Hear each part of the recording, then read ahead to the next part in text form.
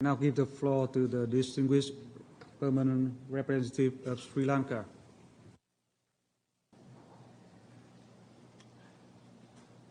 Thank you, Mr. Vice President, for giving me the floor. Excellencies, distinguished delegates.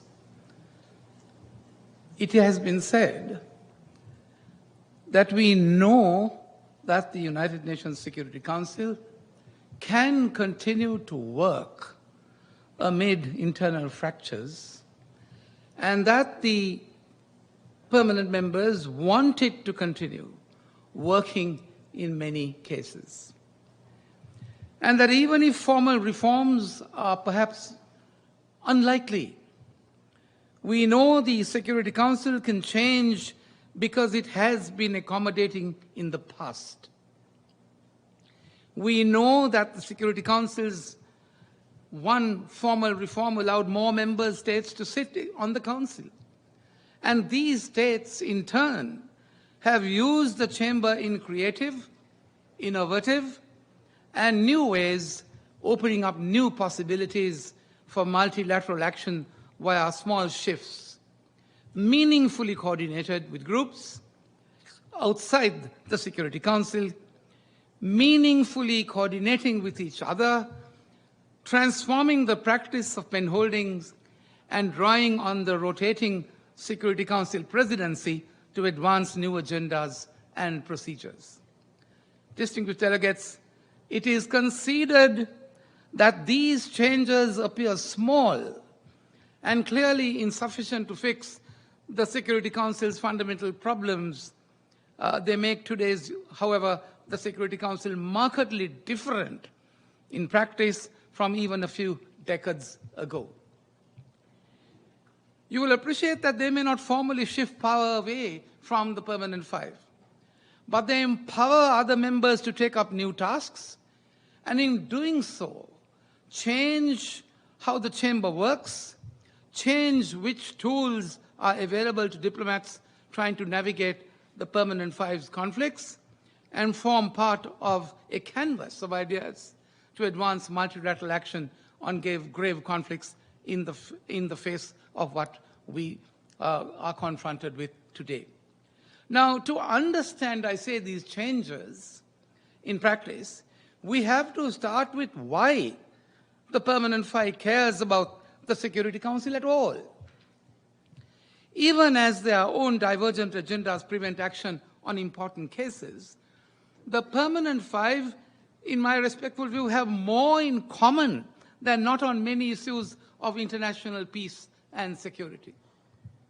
When their own primary interests and political processes aren't at stake, they can agree, you will see, on even complex issues of international peace and security, and take action to address those pressing issues. Now, that's another idea that we need to think about.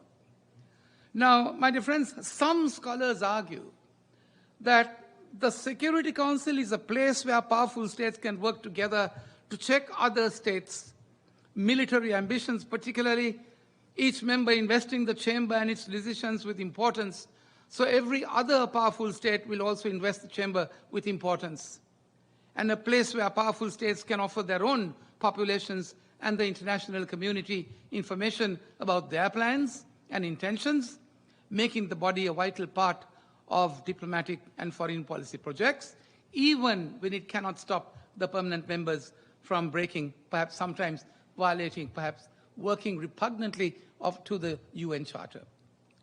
So there you are. Although a deadlock at the Security Council draws criticism, no doubt, and external attention, the majority of the Security Council's work is on wars and crises where no permanent member has a primary national interest. Now, that's something we need to perhaps appreciate, particularly in the outcome of the conflict. Now here, the permanent five have an incentive, I say, to keep the focus of international decision-making within the Security Council chambers.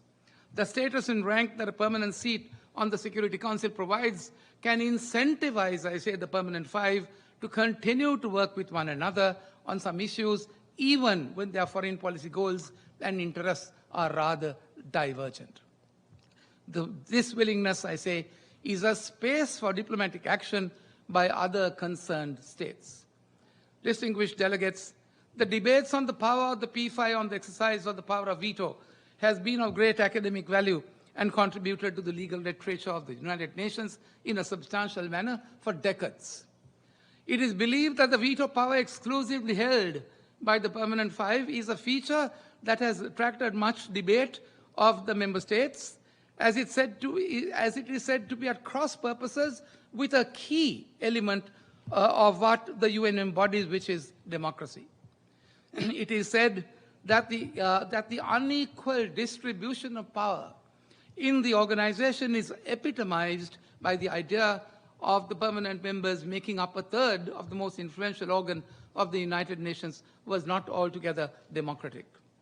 We have in this process considered, of course, we know the Rosali plan, the S5, the G4 plan, the L69, the African group proposals, the proposal of the United Group for Consensus, the Zulwini Consensus, and of course the recent adoption of the resolution 77L52 and the call for a text-based negotiation. So while recognizing, I say, the diverse perspectives and complexities surrounding regional conflicts, we must advocate for a more inclusive, transparent, and accountable decision-making process. This entails exploring alternative mechanisms that promote consensus building, dialogue, and cooperation, ensuring that the voices of all member states, particularly those most affected by humanitarian crises, are heard and considered, whilst assuring to the permanent members primacy of place in the decision-making process. My dear friends, today we have come together to engage in constructive dialogue, fostering a meaningful exchange of ideas, our experiences shedding light on whether the veto has the potential to contribute towards plurality by providing a platform for diverse perspectives. It is believed that reforming the Council and ensuring greater inclusivity can further enhance plurality within the United Nations system. However, exploring innovative approaches that empower regional organizations, strengthen multilateral cooperation, and prioritize the well-being of those most in need can shape, you will appreciate, a future where the veto power, if it continues to exist, is utilized responsibly and in service of our shared humanitarian goals. So in order for the veto power to contribute towards plurality, it requires responsible and judicious usage by the member states exercising it. Transparency, distinguished delegates, accountability, and a genuine commitment to the principles of the United Nations are essential for ensuring that the veto is used for the common good of the international community and that the overarching requirement of preserving the hallowed objectives of the United Nations Charter.